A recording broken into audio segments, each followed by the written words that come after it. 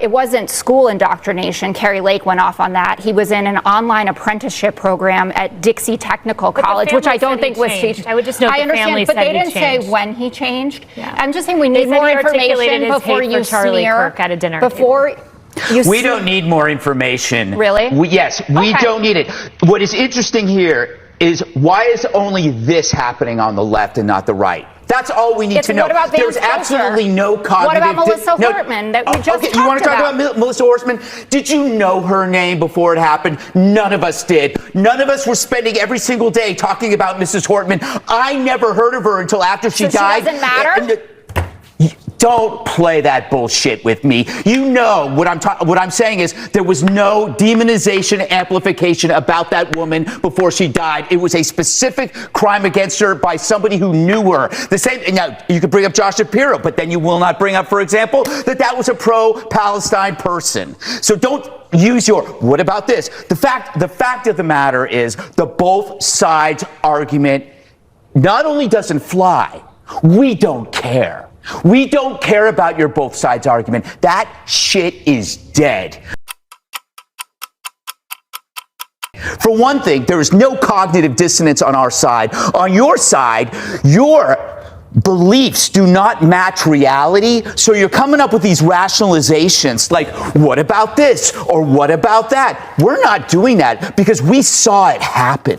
We saw a young, bright man assassinated, and we know who did it. We are not coming up with rationalizations. We are calm, we are honest, and we are resolute. We're not defensive, and I understand the defensiveness. I understand why people are saying, what about this and what about this? Because if you have to face the underlying fact to this, your life is going to fall apart because you're going to realize you're not the good guys. If you sat around and you defended the mutilation of children, you're not the good guys. If you sat 600, 700 cases of harassment against Republicans and you said, but what about this? What about this? And then you see this murder after calling somebody a fascist, you realize maybe I'm not the good guy. That is a hell of a realization to deal with. So Therefore, you have to grasp at rationalizations.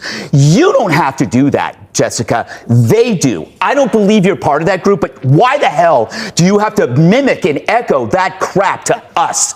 He was a patsy.